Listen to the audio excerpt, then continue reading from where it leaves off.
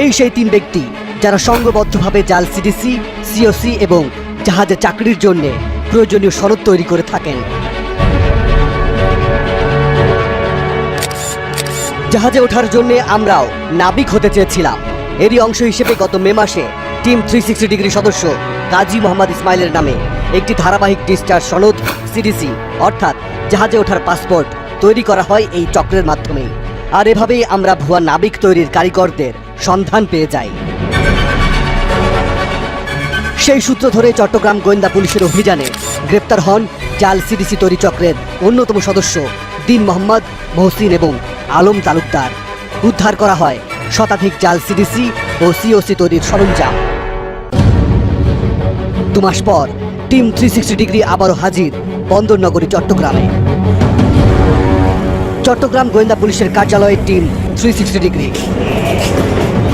মামলার নথি ঘেঁটে দেখা যায় জাল সনদ তৈরি এবং প্রতারণার বিষয়ে তদন্ত করার এখতিয়ারই আসলে পুলিশের নেই। এটি তদন্ত করবে দুর্নীতি দমন কমিশন। আর ধারা পরিবর্তন করে মামলা যে ধারায় দেয়া হয়েছে সেটিও জামিনযোগ্য। আইনের এমন ফাঁকফোকর দিয়ে বেরিয়ে যান দিন মোহাম্মদ, মহসিন এবং আলম তালুকদার। আইনের দুর্বলতাও না, কোর্টকে কনভিন্স করলে তো যে কোনো কাউকে কোর্ট ইচ্ছা করলে জামিন দিতে পারে। প্রতারণা, জাল জালিয়াতির মামলা তদন্ত করার কথা দুর্নীতি দমন কমিশনের, কিন্তু সেটা কোন ধারায় তদন্ত করছে পুলিশ? প্রতারণার মধ্যে কিছু সেকশন আছে যেগুলি আবার পুলিশ তদন্ত করার সুযোগ আছে।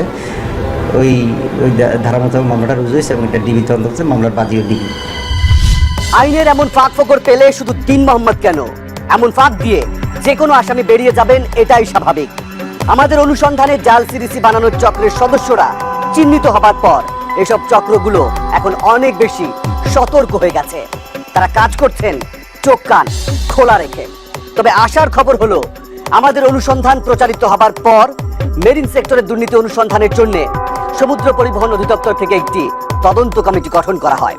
আর এই তদন্তের দায়িত্ব পড়ে ন্যাশনাল মেরিটাইম ইনস্টিটিউটের অধ্যক্ষ ক্যাপ্টেন ফয়সাল আজিমের ওপর। এখন যার উপর এই তদন্তের দায়িত্ব পড়েছে তার প্রতিষ্ঠান কতটা দুর্নীতিমুক্ত সেটা একবার দেখে আসা যাক। আন্তর্জাতিক মানদণ্ডের স্বীকৃতি পাওয়া নাবিক প্রশিক্ষণে দেশের একমাত্র সরকারি প্রতিষ্ঠান ন্যাশনাল মেরিটাইম ইনস্টিটিউট, সংক্ষেপে বলা হয় NMI। ইন্টারন্যাশনাল মেরিন অর্গানাইজেশন IMOর শর্ত অনুযায়ী নাবিকদের প্রশিক্ষণের জন্য সব উপকরণই এখানে আছে। অর্থাৎ এই প্রতিষ্ঠান থেকে যারা বের হন তারা সবাই আন্তর্জাতিক মানের নাবিক। এটা সাফল্য বলতে এ পর্যন্ত আমরা যাদেরকে আমরা চেষ্টা করছি বেস্ট প্রোডাক্টগুলো বের করার জন্য এখান থেকে। অথচ জাহাজে চাকরি খুঁজে পাচ্ছে না এসব ভালো মানের নাবিকরা। একদিকে পেটের ক্ষুধা, অন্যদিকে জাহাজে উঠতে না পারার হতাশা। ন্যাশনাল মেরিটাইম ইনস্টিটিউটের টিচার অনেক স্বপ্ন দেখাইছে, তোমরা হট কেক, বাজার অনেক গরম, এটা ওটা, কিন্তু ট্রেনিংয়ে বের হওয়ার পরে তাদের কোনো চাকরি নেই। তাদের জবে কোনো গ্যারান্টি দেই না। আমরা বলি এদের ট্রেনিং দিচ্ছি, আমরা জবটা নিয়ে নেওয়া তাদের কাছে। অথচ যেসব এজেন্সির মাধ্যমে এসব নাবিকদের জাহাজে ওঠার কথা, সেসব এজেন্সিগুলো এখন নিজেরাই নাবিক তৈরি করছে। ফলে চাকরি থেকে বঞ্চিত হচ্ছে সরকারি প্রতিষ্ঠানের এসব নাবিকরা। হকেনসন্সের নিজস্ব রেটিংস আছে, মাস মেরিনের নিজস্ব রেটিংস আছে, ওশান মেরিনের নিজস্ব রেটিংস আছে। আমরা কার কাছে যাবো চাকরির জন্য? এনামাই তো নিজস্ব কোনো শিপ নেই। ন্যাশনাল মেরিটাইম ইনস্টিটিউটের ইতিহাস বলছে, বাজারে চাহিদা অনুযায়ী প্রশিক্ষণার্থী নাবিক ভর্তির সংখ্যা নির্ধারণ করা হতো। যখন চাহিদা ছিল না তখন ভর্তি বন্ধ রাখা হতো। NMI এর পরিসংখ্যানই এর ভালো উদাহরণ। 1994 থেকে 2000 সাল পর্যন্ত, অর্থাৎ 6 বছরে নাবিক ভর্তি হয়েছিলেন 1386 জন। 2001 থেকে 2002 সাল পর্যন্ত ভর্তি বন্ধ ছিল। পরবর্তীতে 2003 থেকে 2011 সাল পর্যন্ত, অর্থাৎ 9 বছরে ভর্তি হন মাত্র 538 জন। আর ক্যাপ্টেন ফয়সাল আজিম এখানে যোগদানের পর চট্টগ্রাম এবং মাদারীপুর দুটি শাখা থেকে গত 2 বছরেই বের হয়েছে 611 জন। গভর্নমেন্ট ইনস্টিটিউশনটা হচ্ছে যে আমাদেরকে চলমান প্রক্রিয়া, আমাদেরকে এটা চালাতে হবে। যেমন আপনার যদি মেডিকেলে অনেক হয়তো বেকার থাকে, ইঞ্জিনিয়ারিং বেকার থাকে, তারপর কিন্তু মেডিকেলে কিন্তু বন্ধ রাখেনি। এখন বাস্তবতা ভিন্ন, কারণ যত বেশি ভর্তি তত বেশি টাকা। এ কারণেই চাকরির সংকট থাকলেও থেমে নেই ভর্তি প্রক্রিয়া। ন্যাশনাল মেরিটাইম বলেন আর এজেন্সিগুলোতে বলেন, সবাই সব জায়গাতেই তো টাকা দিয়ে আসতে হয়, টাকা ছাড়া এই লাইনে কেউ আসতে পারে না। ভর্তি হওয়ার জন্য মানে ঘুষ যাদেরকে দেওয়া লাগে আর কি, কেউ 2 লাখ দেয়, কেউ 5 লাখ দেয়, কেউ 3 লাখ দেয়, এরকম আর কি। আপনি কত দিচ্ছেন? আমি দিছি প্রায় 2 লাখ টাকার মতো দিছি। এবার ঘুষের অভিযোগ নিয়ে ক্যাপ্টেন ফয়সাল আজিমের সামনে টিম 360 ডিগ্রি। আমাদের এটা মিথ্যা কথা, এবং যদি এই ধরনের কোনো অভিযোগ থাকে, যদি কেউ যদি প্রমাণ সন্দেহ, এটা আমরা সদস্য ব্যবস্থা নিচ্ছি। যার প্রতিষ্ঠানে দুর্নীতির গন্ধ পাওয়া যায় তার হাত ধরে কতটা স্বচ্ছ তদন্ত হবে সেটা তাকে যারা নিয়োগ দিয়েছেন তারাই ভালো বলতে পারবেন। তবে এটা সত্য যে তিনি অনেকটা আদা জল খেয়ে তদন্তে নেমেছেন। তার তদন্তে যাই উঠে আসুক না কেন, আমাদের অনুসন্ধানে যা বেরিয়ে এসেছে সেটা অনেকটা কেঁচো খুঁড়তে গিয়ে সাপ বেরিয়ে আসার মতো। ফিরছি একটা বিরতির পর।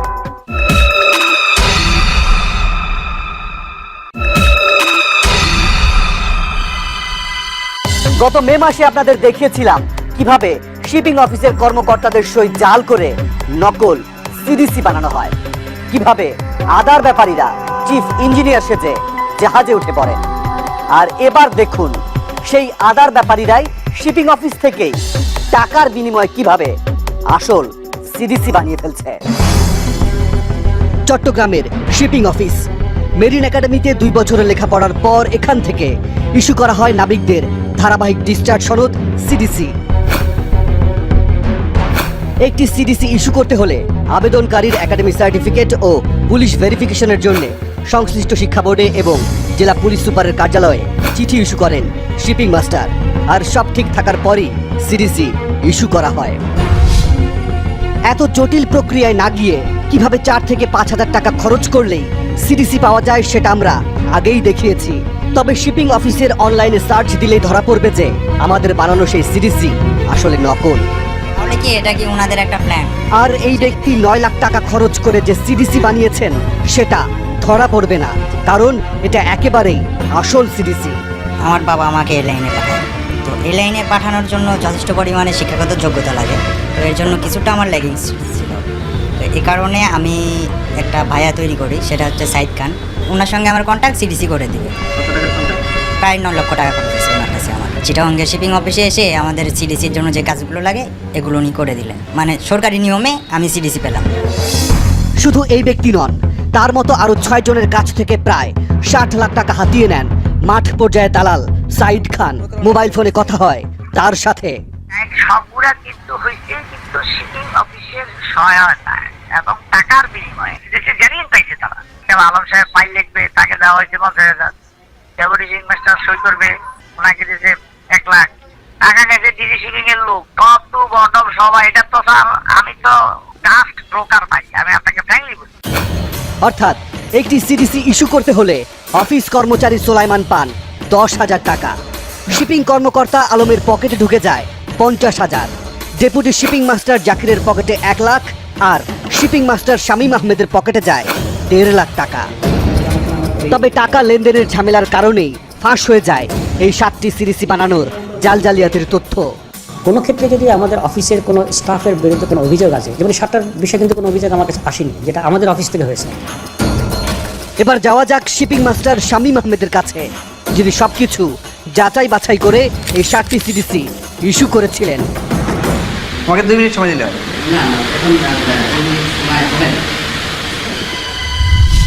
অফিসে ঘুষ নেয়াকে সমর্থন করে একবার বেফাঁস কথা বলে ফেলায় বেশ চাপের মধ্যে আছেন তিনি। আর সে কারণেই হয়তো এবার আর ক্যামেরার সামনে সরাসরি কথা বলতে রাজি হলেন না। অথচ এই শিপিং মাস্টারের কাছে জিম্মি হয়ে পড়েছে মেরিন একাডেমির ক্যাডেটরা। শুধু শিপিং মাস্টার নয়, এইসব মেরিন ক্যাডেটরা জিম্মি হয়ে পড়েছেন নাবিক রিক্রুটিং এজেন্সিগুলোর কাছেও। অবস্থা এখন এমন পর্যায়ে পৌঁছে গেছে যে এখন আর কেউ ক্যামেরার সামনে সরাসরি কথা বলতে সাহস পান না।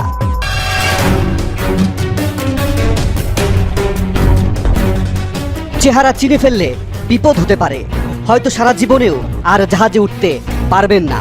সেজন্যই নাম পরিচয় গোপন রেখে টিম 360 ডিগ্রির সাথে কথা বললেন এই নাবিক। আমার একজন পরিচিত মেরিনার ছিল, ওনারে জিজ্ঞেস করলাম বা কিভাবে কি করা যায়, আমার ক্যারিয়ারটা ওনাকে এক্সপ্লেন করবো। উনি বললো যে ঠিক আছে তুমি মেরিন লাইনে হয়তো বা যাইতে পারো। উনি আবার শেয়ারের কথা বললো, তো আমি আবার শেয়ারে গেলাম। টাকা চাইলো, টাকা দিলেই 3 মাসের মধ্যে ভালো বেতনে জাহাজে চাকরির স্বপ্ন দেখান এভারচেয়ারের মালিক আব্বাস উদ্দিন। 6 লাখ টাকা দিলে $200, 7 লাখ টাকা দিলে $300, 8 লাখ টাকা দিলে $400। এমন উচ্চ বেতনের লোভনীয় প্রস্তাব পেয়ে আব্বাস উদ্দিনের হাতে তুলে দেয়া হয় নগদ 4 লাখ টাকা। এরপরই বেরিয়ে আসে আব্বাস উদ্দিনের আসল চরিত্র। ওনার ক্যারেক্টার যেটা যে এরকম আমি এটা জানতাম না। আমি যেদিন লাস্ট টাকাটা দিব, মানে আমার সিরিজ ইস্যু হবে, উনি বলছে টাকা না দিলে কিন্তু সিরিজ ইস্যু হবে না। 1.5 বছর পর দেয়া হলো আরো 4 লাখ টাকা। এবার নতুন সুর তুললেন আব্বাস উদ্দিন। টাকাটা উনি ক্যাশ করে ফেলার পরের দিনেই আমাকে বলতেছে যে মানুষ পেটে পাতে চাকরি করে, তুমিও করবা। এভারচেয়ারের মালিক আব্বাস যখন জাহাজে উঠাতে ব্যর্থ, তখন অন্য এজেন্সির সাথে যোগাযোগ শুরু হয় তার। ইরানের জাহাজে ভালো বেতনের একটি চাকরিও জুটে যায়। চাকরি আর জোগাড় করছি আমি নিজে, বাট আমি আগে গভর্নমেন্টকে ডিক্লারেশন দিতে হয়েছে আমি ওনার মাধ্যমে যাচ্ছি, কারণ আমি যেহেতু এনওসি নিতে পারতেছি না, আর এনওসিটা নিতে উনি দিতেছে না। টাকা হলেই যে সব হয় তার প্রমাণ তিনি নিজেই, কারণ মেডিকেল টেস্ট না করিয়েও সব ধরনের সার্টিফিকেট তার হাতের মুঠোয়। এই চেষ্টা আপনার না? না, আমার না। কার এটা? এটা কোনো হয়তো ডাক্তার নিজেরই হতে পারে, নাহলে যে টাকাটা নিয়ে গেছে তারই হতে পারে। কেমনে হয় আমি থেকে জানিয়ে না ভাই, আমি তো যাই নাই। আর এসব জাল সিডিসি এবং সিওসি দিয়ে চীনের জাহাজে চাকরিও করেছেন তিনি। এটা হচ্ছে আপনার 2 নম্বর সিএসসি। হ্যাঁ, 2 নম্বর সিএসসি। মজার বিষয়টা দেখেন, আমার কি করছে, 3rd ইঞ্জিনিয়ার থেকে 1 লাভে পাঠাইছি চিফ ইঞ্জিনিয়ার হিসেবে। চিন্তা করছে আর কি। এজেন্সিগুলোর খপ্পরে পড়ে নাবিকরাও যে ভিন্ন পথে পা বাড়ায় সেটা বোঝা গেল তার কথাতেই। আমি যখন কন্ট্রাক্ট লেটার সাইন করি তখন কিন্তু অয়েলার হিসেবে সাইন করি, আমি এগুলো কিছুই জানি না। কিন্তু আমার যখন ওদেরকে টাকা পয়সা দেওয়া শেষ, লেনদেন শেষ, তখন আমার হুট করে বলতেছে তোমার এই ডকুমেন্ট ছাড়া তুমি যাইতে পারবা না। তখন আপনাকে কি করতে হয়েছে? এগুলো রিডিক বানাইতে হয়েছে 2 নম্বর ভাবে। জমি জমা বিক্রি করে কিংবা চড়া সুদে ঋণ এনে নাবিকরা যখন তাদের টাকাগুলো এজেন্সির মালিকদের হাতে তুলে দেন, ঠিক তখন থেকেই তারা এসব এজেন্সির হাতে জিম্মি হয়ে পড়েন। আর এ ধরনের ছলচাতুরি আর প্রতারণার মধ্য দিয়ে চলছে মেরিন সেক্টরের এজেন্সিগুলো। তাদের হাত এখন এতটাই শক্তিশালী যে সমুদ্র পরিবহন অধিদপ্তরকেও মাঝে মধ্যে হার মানতে হয়। ফিরছি একটা বিরতির পর।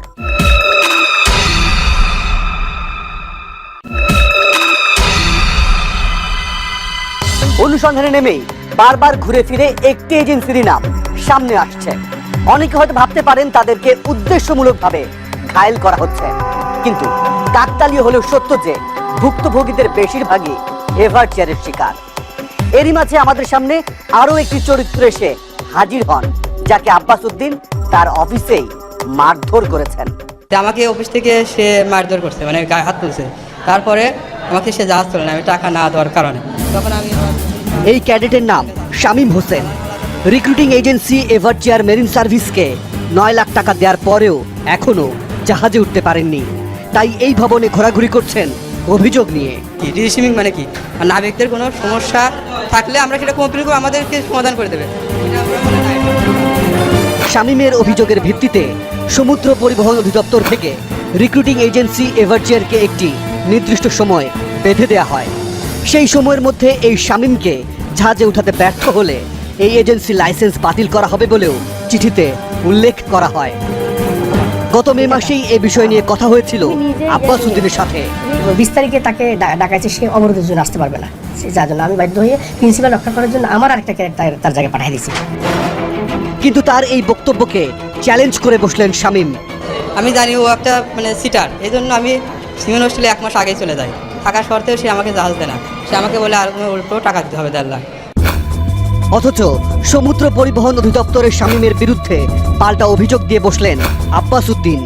সেখানে তিনি উল্লেখ করেন নির্দিষ্ট তারিখে শামীম অনুপস্থিত ছিলেন এবং তার কাছ থেকে তিনি কোনো টাকাই নেননি।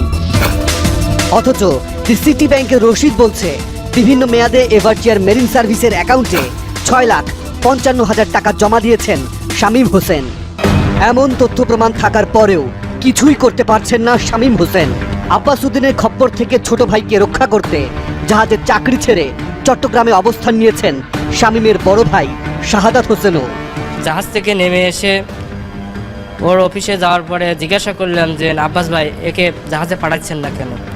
সে আমাকে উল্টা মিথ্যা অভিযোগ দিচ্ছে যে আপনার ভাইকে আমি জাহাজে পাঠাইতে চাই, আপনার ভাই জাহাজে যায় না। এখন তিনি নিজেও আব্বাস উদ্দিনের খপ্পর থেকে বের হতে পারছেন না। ছোট ভাইকে জাহাজে তুলে দেবার জন্য আরো 1.5 লাখ টাকা তুলে দিয়েছেন আব্বাস উদ্দিনের হাতে।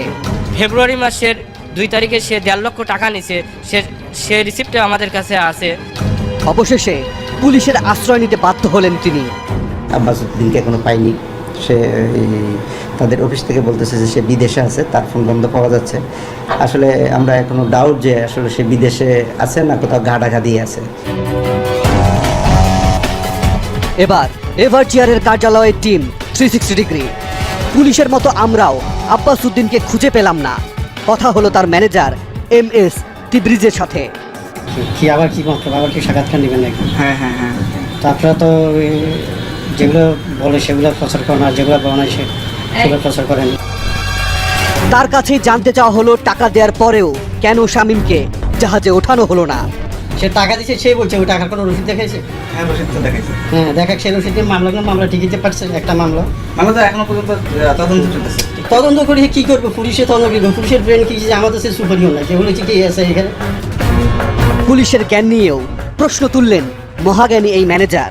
এবার শোনা যাক, এত অভিযোগের পরেও কেন এই এজেন্সি লাইসেন্স বাতিল করা হচ্ছে না। একটা অভিযোগ পেলেই তো আমি সঙ্গে সঙ্গে এটা কোনো অ্যাকশন নেওয়া যায় না। এটার জন্য এটার জন্য আমার এভিডেন্স প্রয়োজন হয়, প্রমাণিত হওয়া না হলে মানে আইনগত অনেক সমস্যা থাকে। আইনের মধ্যে থেকেই এই এজেন্সির বিরুদ্ধে ব্যবস্থা নিতে চান সমুদ্র পরিবহন অধিদপ্তরের মহাপরিচালক। কিন্তু যারা আইন ভঙ্গ করে কাজ করছেন তাদের বিরুদ্ধে কি ব্যবস্থা নেবেন তিনি? সরকারি প্রতিষ্ঠান আর এজেন্সিগুলোর প্রতারণায় নাবিকরা যখন অতিষ্ঠ, তখন একটু বেশি টাকা খরচ করে হলেও বেসরকারি প্রতিষ্ঠানে আস্থা রাখতে চায় সাধারণ মানুষ। কিন্তু সেখানেও যদি আপনার বিশ্বাসকে নিয়ে খেলা করা হয়, তাহলে আপনি কোথায় যাবেন? জাকারিয়া হক, নিশান দাস, ফয়সাল বিন কাউসার, মাহাদি হাসান তারেক, ওরা 12 জন 10 থেকে 12 লাখ টাকায় লেখাপড়া শেষ করেন বেসরকারি প্রতিষ্ঠান ওয়েস্টওয়ে মেরিন একাডেমি থেকে। নিয়ম অনুযায়ী পাশ করার পরেই সিডিসি পাবার কথা। এরপর চলে গেল আরও 2 বছর, কিন্তু এখনো তারা কেউ সিডিসি পাননি। আসলে তাদের জন্য একটি ফাঁদ পেতেছিল ওয়েস্টওয়ে মেরিন একাডেমির কর্তৃপক্ষ। ন্যূনতম যোগ্যতা না থাকার পরেও তাদেরকে মিথ্যা প্রলোভন দেখিয়ে ভর্তি করা হয়। সেই 12 জনের একজনের সাথে কথা হয় আমাদের। উনি আমাকে বলেছে দেখো এটা শিক্ষা প্রতিষ্ঠান, আমরা আমাদের যেহেতু একাডেমিটা খুলেছি, ছাত্র পাচ্ছি না, তো প্রথমবারের মতো আমাদের এটা স্যাক্রিফাইস করবে। আমাদের জিপিএ কম থাকার পরও সে আমাদেরকে ভর্তি নিল। ভর্তি নেওয়ার পরে এমনকি ঘুষ দিয়েও শেষ রক্ষা হয়নি তাদের। এমনকি টাকাও দিয়েছি 10,000 টাকা। পরে দিয়ে আমাদেরকে নোট করলো যে টাকা না মেরে দিয়েছে, কাজ হয় নাই। অবস্থা এখন এমন যে এই 2 বছরের লেখাপড়াও তাদের শিক্ষা জীবনে আর যোগ হবে না। এবার ওয়েস্টওয়ে মেরিন একাডেমিতে টিম 360 ডিগ্রি। ভেতরে কাউকেই দেখা যাচ্ছে না। আমরাও অপেক্ষা করতে থাকলাম। হঠাৎ একজন ক্যামেরা ফাঁকি দিয়ে পালিয়ে যেতে থাকলেন। আপনার নামটা কি বললেন? আমরাও তার পিছু নিলাম। আপনার জিএম সাহেব আর কি। আপনি সব জানেন, আমি জানি, ঠিক আছে, আপনার ওটা লাগবে না, আমি বললাম। বোঝা গেল তিনি এই প্রতিষ্ঠানের ম্যানেজার মুজিবুর রহমান। 12 জনের ব্যাপারে একটি যুক্তিও তুলে ধরলেন তিনি। এবং আমরা বলেছিলাম যে হ্যাঁ, এটা আদারওয়াইজ আমরা চেষ্টা করেছি যে যাতে মন্ত্রণালয় থেকে এটাকে প্রথমবারের মতো স্কুজ করে এটা যে শুধু এই একাডেমি করেছে তা কিন্তু না, অন্যান্য একাডেমি অফকোর্স। কিন্তু তার এই যুক্তি যে গ্রহণযোগ্য নয় সেটি স্পষ্ট করে জানিয়ে দিলেন সমুদ্র পরিবহন অধিদপ্তরের মহাপরিচালক। আমাদের কোনো মানে অনুমতি নিয়ে তারা করেনি, যার জন্য বিভিন্ন ধরনের চাপ আসা সত্ত্বেও আমি এ পর্যন্ত তাদেরকে সিডিসি দেইনি, কারণ আমি আইন ভাঙতে চাচ্ছি না। শুধু যে এই 12 জনের ক্যারিয়ারই ধ্বংস হয়েছে এমন নয়, আরও 19 জনকে বিপদের মুখে ঠেলে দেয় এই মেরিন একাডেমির আরেকটি অঙ্গ প্রতিষ্ঠান ম্যানিং এজেন্ট ওয়েস্টওয়ে। ভুয়া কাগজপত্রের মাধ্যমে তাদের পাঠিয়ে দেওয়া হয় ভারতের মুম্বাই শহরে। সেখান থেকে তাদের জাহাজে ওঠার কথা ছিল, কিন্তু জাহাজ তো দূরের কথা, উল্টো পুলিশের হাতে গ্রেপ্তার হতে হয় তাদের সবাইকে। তাদের একজনের সাথে মোবাইল ফোনে যোগাযোগের চেষ্টা করে টিম 360 ডিগ্রি। আমি বাংলাদেশ থেকে বলছিলাম, আপনি তার কথাগুলো খুব ভালোভাবে বোঝা গেল না। আমরা এই ব্যাপারেও কথা বলেছিলাম ওয়েস্টওয়ে মেরিন একাডেমির সেই ম্যানেজারের সাথে। আমরা কিন্তু সব পার হতে পারছি, ভিসাও আছে, সব কিছু আছে, ভিসার মেয়াদ নেই, যার জন্য কেস হয়েছে, তারা জামিনে আছে। 23 জুলাই 2015 মুম্বাইয়ের আদালত 19 জনকে মুক্তি দিলে তারা সবাই দেশে ফিরে আসেন। একজনের মুখোমুখি টিম 360 ডিগ্রি। মানে ভিসার মেয়াদ থাকতে থাকতে কোনো এজেন্সি আমাদের আসেনি, খোঁজ নেয়নি, এবং ঢাকা থেকে আমরা যে এজেন্সির মাধ্যমে গেছি তারাও মুম্বাই পৌঁছাতে পারেনি, জন্যই আমাদের ভিসা ডেট এক্সপায়ার হওয়ার কারণেই আমরা অ্যারেস্টেড হয়েছিলাম। শুধু আমাদের দেশেই নয়, বিদেশেও যে প্রতারণার জাল বিছানো থাকে সেটা উঠে আসলো তার কথাতেই। ভারতের যে প্রিন্সিপাল ছিল তারা আমরা যাওয়ার পরে টোটালি কন্ট্যাক্ট অফ করে দেয়। এ থেকে আমরা বুঝছি যে এটা টোটালি ভুয়া, আমরা একটা প্রতারণার ফাঁদের মধ্যে পড়ে গেছি। পিছনে দায়ীকে, ডকুমেন্টগুলো ভুয়া হলে কিভাবে হয়েছে, কে দায়ী, এগুলো চিহ্নিত করার জন্য আমরা একটা কমিটি করে দিয়েছি। এখন সুষ্ঠু তদন্ত হলেই হয়তো বেরিয়ে আসবে এসবের পেছনে আসলে কারা দায়ী। কিন্তু প্রশ্ন হলো, যারা অর্থের লোভে সাধারণ মানুষের জীবন আর জীবিকা নিয়ে খেলা করে, তারা চিহ্নিত হবার পরেও কেন থেকে যান ধরা ছোঁয়ার বাইরে? কেন তাদের আইনের শক্ত শেকলে বেঁধে রাখা যায় না? তাহলে কি তাদের পেছনে কোনো শক্তিশালী হাত রয়েছে? এই সব প্রশ্নের দিকে নজর রাখবে টিম 360 ডিগ্রি। প্রিয় দর্শক, আপনাদের কাছে সুনির্দিষ্ট কোনো তথ্য কিংবা অভিযোগ থাকলে আমাদেরকে জানাতে পারেন। আমাদেরকে জানানোর মাধ্যম 4টি: ফেসবুক, SMS, ইমেইল এবং মুঠোফোন। আজ তাহলে এ পর্যন্তই। তবে কথা কিন্তু একটাই,